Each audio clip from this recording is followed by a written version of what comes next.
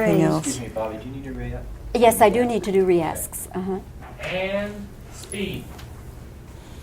Well, Sigourney, we're sitting here having a little girl talk. That's right. Asking about your husband, Jim Simpson. Hollywood held Meryl Streep in high esteem. It was stated by the studio that no one would watch a woman defeat monsters. Then, Sigourney Weaver entered the room, and she forever altered the course of film history. But she decided to leave the franchise that brought her fame after she had already appeared in 4 films. At this point, she is 75 years old and is revealing the disturbing truth, including the failed clones, the threats from the FBI, and the dark secret that caused her to refuse millions of dollars to return. Susan Alexandra Weaver was the name given to Sigourney Weaver when she was born on October 8, 1949. It was already well known that her family was famous. Pat Weaver, her father, was a well-known figure in the world of television. It was his creations, The Tonight Show and The Today Show, that brought about a sea change in television. Her mother, Elizabeth Inglis, was an actress who had a role in the 1935 film The 39 Steps. However, she eventually decided to give up acting in order to focus on raising her family. Not only that, but Sigourney had famous relatives. Her godfather was Steve Allen, the first host of The Tonight Show, and her uncle, Doodles Weaver, was a comedian. However, she was named after her godfather. In spite of everything that had happened, Sigourney did not feel like she belonged. Due to the fact that her parents were preoccupied with their careers, she frequently experienced feelings of being ignored. At one point, she compared herself to a young girl who was trapped in a large house with no one to talk to. She was not the type of person to rely on the good fortune of her family. She decided to pursue a career in English literature at Stanford University rather than pursue a career in acting. She didn't have a typical college experience at all. As a matter of fact, she lived in a treehouse with her boyfriend, played the flute, and dressed up as elf costumes for fun. Although she participated in a few school plays, such as A Streetcar Named Desire, she was of the opinion that being an actress was a ridiculous idea. After graduating from college, she got a job on a farm in Israel, which caused her perspective to shift. As soon as she realized how much she missed telling stories, she made the decision to submit an application to the Yale School of Drama. Getting into Yale was not an easy task. Meryl Streep, who was always getting the best roles, was one of her classmates. On the other hand, Sigourney was stuck playing old ladies, which was kind of insulting for someone who was in their early 20s. The professors did not have faith in her abilities. She was even told by someone that she lacked talent. You ought to have left. Rather than giving up, she became resolute in her determination to disprove their claims. However, prior to all of that, a significant event occurred when she was 14 years old. A new name was chosen for her. Sigourney was a name that she discovered in The Great Gatsby, and she felt that it was more appropriate for her. She was already 5 feet 11 inches tall by the time she was in the 6th grade, and she had the impression that Susan was too tall for someone of her height. Her height resulted in her being referred to as the giant spider by those around her. The change in her name, however, made her feel more powerful. Later on, she found success in Hollywood thanks to her special name. Casting directors were taken aback when they saw Sigourney because they had been under the impression that she was a male personality. That did, in fact, assist her in gaining attention. It was when she met Christopher Durang, a fellow student at Yale who also felt like an outsider, that things began to turn around for her. When they began working together, they began producing strange experimental plays. Titanic, which was performed in 1976, featured her as a character who was a woman who kept live animals inside her body. Even though it was strange, it demonstrated that she was capable of combining strangeness and emotion at the same time. After that, they devised a wild play called Das Lusitania Songspiel, which called both war and capitalism into question. The character that Sigourney played was a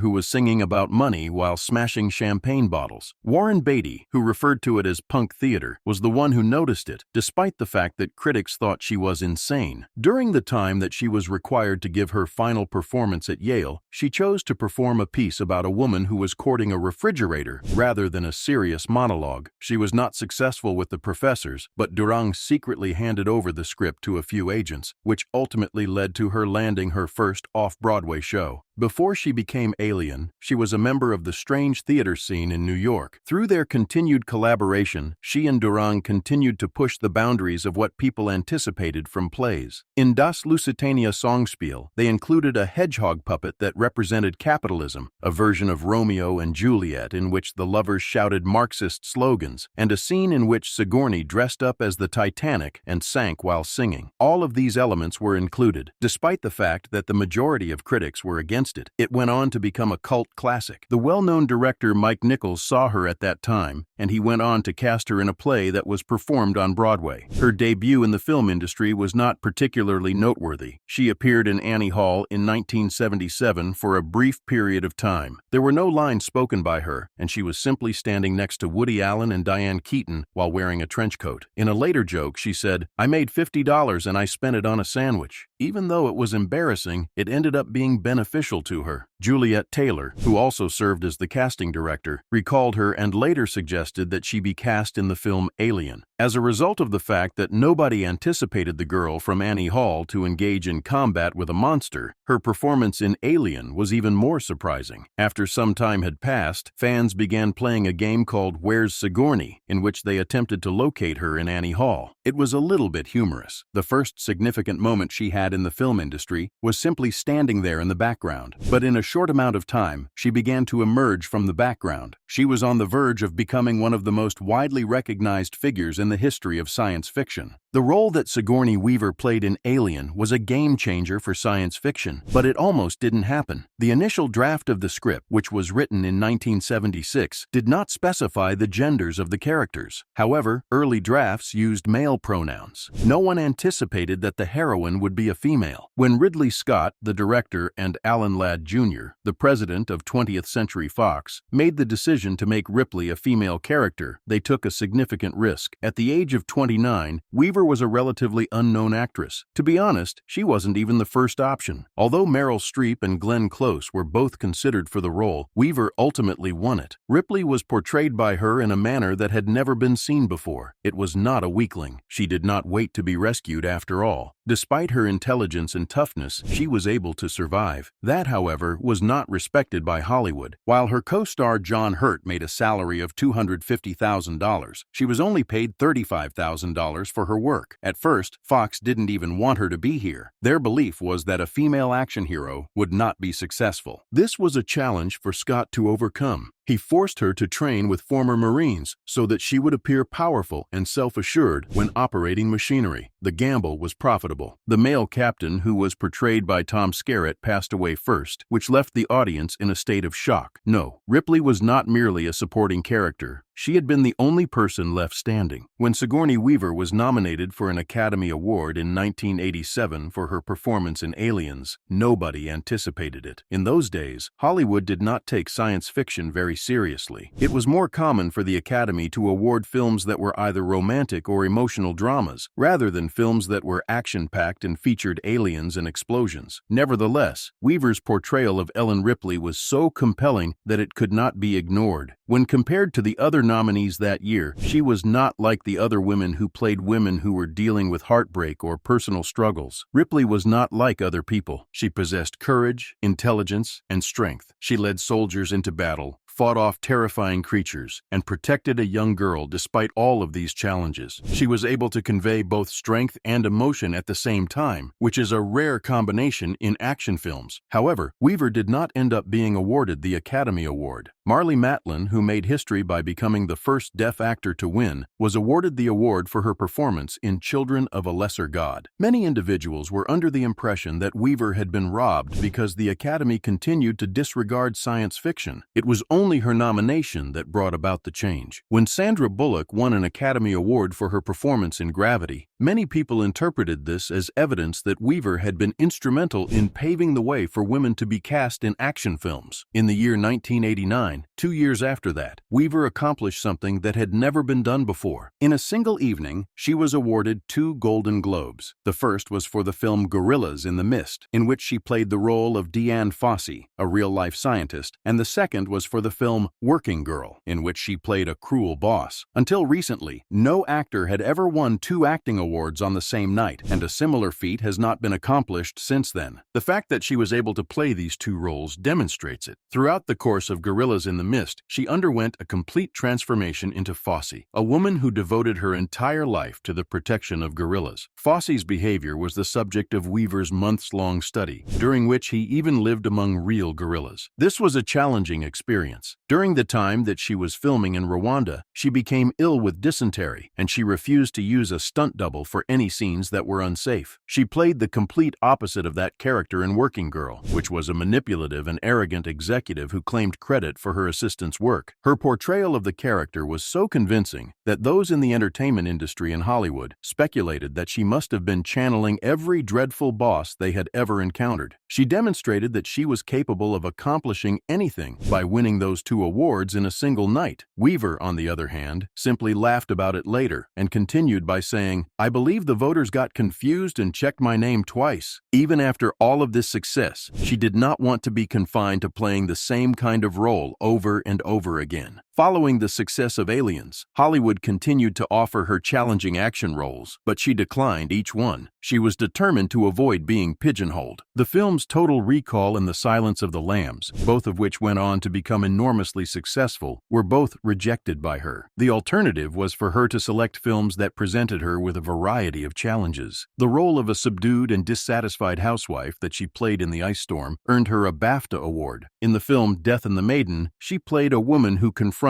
her former tormentor, a role that was particularly dark and emotional for her. Emotional surgery was the term that the director used to describe the role because it was so intense. Moreover, she continued to have an influence even when she was not appearing on screen. In the film Wall-E, she provided her voice, demonstrating that she was capable of captivating audiences without even being seen. But she was always drawn back to science fiction. Alien 3 was the only time she came back, but only on her own terms. Rather than being merely another sequel with mindless action, she insisted that Ripley's story carry some sort of significance. She desired that the passing of her character would serve a purpose. The experience that Sigourney Weaver had while working on Alien 3 was nothing short of a nightmare. When the movie was first conceived, it was a completely different concept than what was ultimately portrayed on screen. Initially, the events of the story took place on a planet that was a wooden monastery and was inhabited by a group of monks who lived in seclusion. They thought that Ripley was some kind of divine test, and when the xenomorph appeared, they thought that it was divine punishment for the sins that they had committed. In the year 1990, Fox gave their approval to this version, which was written by Vincent Ward. It was a slow-burning horror that combined faith and fear, and it was filled with eerie religious imagery, hand-carved wooden corridors, and rituals that were performed with candlelight. On the other hand, the studio decided to abandon the entire project just 3 weeks before filming began. It was decided to discard the script. Even though the sets were halfway constructed, the movie was still lacking a storyline. Fox was in a state of panic because test audiences were vehemently opposed to the concept that Newt, the young girl from Aliens, was ultimately killed off-screen. In the end, they decided to change everything to a prison planet setting instead of whatever they had originally planned. As a result, millions of dollars were wasted, and the production as a whole became a complete mess. After some time had passed, Weaver stated that this was the point at which Hollywood stopped taking risks and began producing movies solely for the purpose of avoiding financial losses. David Fincher was hired by Fox to direct this chaotic situation. Even though he was only 28 years old, he had never before produced a feature film. All he had done was make music videos. In addition, the studio was in charge of everything he did from the very beginning. Just to get the scenes shot the way he wanted them to, he had to engage in a battle with executives every morning. He was working with a script that had been rewritten multiple times over the course of its existence. One of the earlier drafts was written by cyberpunk author William Gibson, and it focused on bioweapons used during the Cold War. Another draft was written by Eric Red of Near Dark, and it was more horror-oriented. At the end of the day, none of that was left. The movie took elements from a Prison Break draft written by Walter Hill, but the spiritual and eerie elements that were present in Ward's monastery script were completely removed from the film. The dark and unsettling style that Fincher worked in was consistently rejected by the studio. As a means of making Ripley's grief feel more genuine and excruciating, he desired for the opening credits to feature Newt's autopsy. Fox decided to cut it because they felt it was too depressing. Some members of the crew made fun of him while he was working on the set, and one of the producers even told him that he could piss against a wall for 2 hours and claim that it was Alien 3. This will still result in $30 million.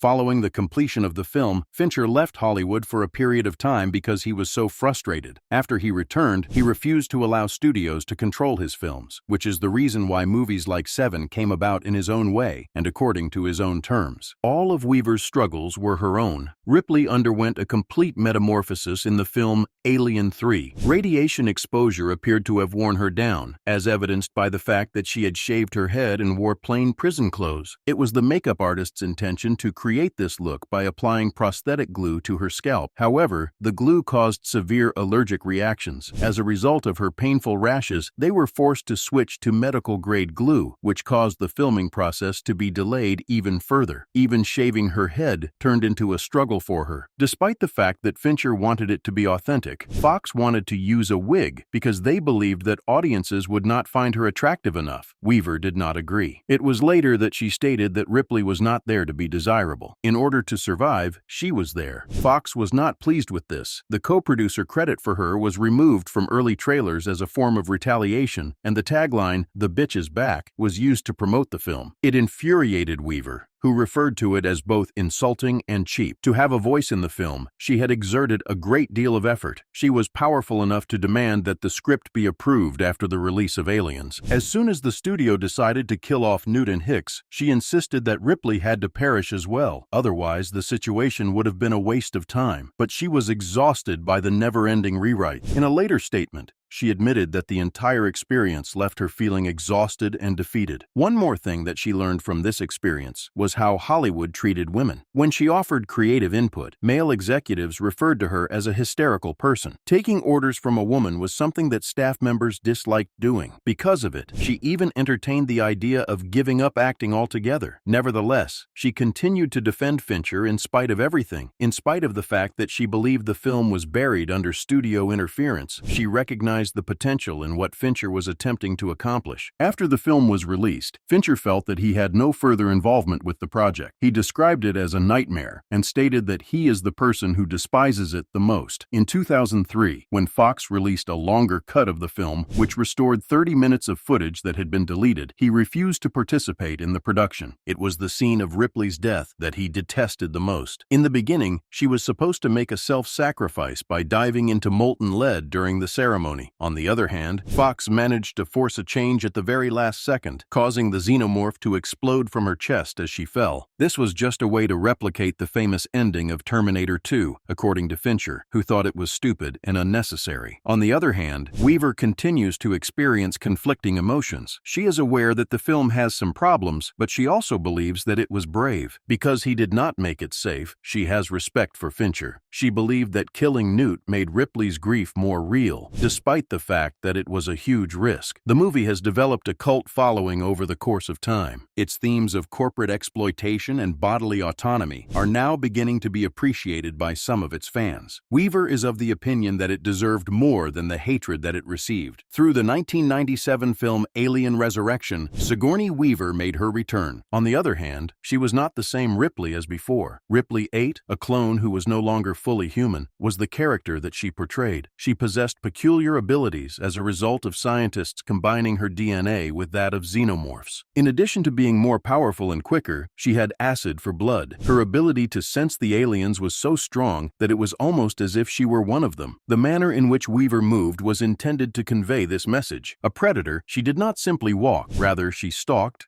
crouched, and stared through people as she went about her business. There was even a scene in which she growled, "I am the mother of the monster." In spite of this, Ripley 8 was not only hazardous, she too was disoriented. She came across a laboratory that was stuffed with unsuccessful clones of herself, which was one of the most unsettling scenes in the movie. Twisted, deformed, and in severe pain. One of them pleaded with her to put an end to it. It dawned on her that she was not merely a carbon copy of Ripley. She possessed an entirely different quality. Weaver defended the film, despite the fact that critics did not like it and suggested that it was too strange. She stated that Ripley had undergone a transformation. This new version of her was something she wanted to investigate, and she wanted to do so. As it turned out, one of the most memorable scenes in the film was not even intended to take place in the manner in which it did. In one of the scenes, Ripley was required to make a shot while simultaneously throwing a basketball over her shoulder without looking the other way. But Weaver was adamant about not using computer-generated imagery to make it look real. Her time spent practicing and training with an NBA coach spanned several weeks. When the day of filming arrived, the crew anticipated spending the entire day there in an effort to capture the perfect take. On the other hand, she was successful on the very first attempt. Everyone working on the set was taken aback. During the scene, Ron Perlman, who was present, completely deviated from his character and yelled out, "Holy shit!" Due to the fact that his reaction was not included in the script, they were forced to cut the scene quickly. People continue to talk about it, referring to it as one of the most significant mistakes in the history of movies. The joke that I could have won a halftime show was even made by Weaver. This one real moment stood out in a movie that was filled with computer-generated imagery effects. When the movie was first released, it was met with a great deal of criticism. However, as time went on, people began to appreciate it for how insane it was. There were some truly peculiar moments, such as a human xenomorph hybrid with large eyes that were slightly unsettling. There was also a scientist who was conversing with the extraterrestrial beings as if they were his pets. And then there was Weaver, throwing himself wholeheartedly into the insanity. "Who do I have to fuck in order to get off this boat?" was one of the ridiculous lines that she had ever said. Furthermore, she even licked the blood off of Winona Ryder's face in one of the scenes. She later stated that she enjoyed the peculiarity of the situation. It was the director's peculiar vision that she respected, and she respected it. The underwater chase, in which xenomorphs pursued the crew through flooded hallways, was one of the scenes that succeeded in delivering the desired effect. Sigourney Weaver's career has been defined by bold choices, fierce independence, and groundbreaking roles. While acknowledging the flaws in Alien Resurrection, she ensured Ripley's legacy remained intact by refusing Alien vs. Predator, calling it an insult to the character's sacrifice. Instead, she reprised Ripley's voice in Alien Isolation 2014, embracing a project focused on fear and survival rather than action. At 61, she took on the challenge of playing a teenage Na'vi in Avatar: The Way of Water, preparing by revisiting her adolescence and working with movement coaches. Her performance as Kiri added emotional depth, proving doubters wrong. In The Defenders, she insisted on making her villain, Alexandra Reed, more cerebral than cliché, crafting a character with quiet menace. Weaver returned to Broadway in Vanya and Sonia and Masha and Spike 2013. Fully immersing herself, even breaking a co-star's rib during a scene. She poked fun at sci-fi tropes in Galaxy Quest, improvising moments that highlighted the absurdity of action hero roles. Her brief Ghostbusters Afterlife cameo carried deeper significance, hinting at Dana Barrett's unseen role in the Ghostbusters revival. Her personal life is just as remarkable. Married to Jim Simpson for 40 years, they met at a theater festival and married within months. Their daughter Charlotte, a non-binary AI researcher, remained largely indifferent to Weaver's fame. Despite Hollywood's success, Weaver chose a quiet life in New York, prioritizing family and activism over the limelight. An advocate for environmental causes, abortion rights, and gender equity, Weaver has spent decades championing issues from gorilla conservation to women's pay disparities in Hollywood. She transformed her NYC apartment into a hub for climate activism and risked arrest protesting the Keystone XL pipeline. For Weaver, activism isn't a side project, it's a core part of who she is.